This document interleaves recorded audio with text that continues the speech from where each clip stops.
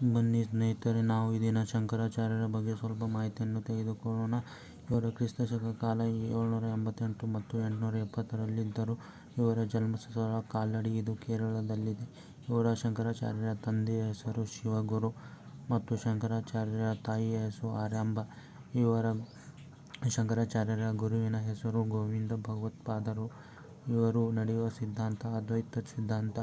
ಇವರು ಶಂಕರಾಚಾರ್ಯರು ಜೀವಾತ್ಮ ಮತ್ತು ಪರಮಾತ್ಮ ಎರಡೂ ಒಂದೇ, ಬ್ರಹ್ಮ ಸತ್ಯ, ಜಗತ್ತು ಮಿಥ್ಯೆ ಎಂದು ಹೇಳಿದವರು. ಇವರನ್ನು ಮಾಯಾವಾದದ ಪ್ರತಿಪಾದಕನೆಂದು ಕರೆಯುತ್ತಿದ್ದರು.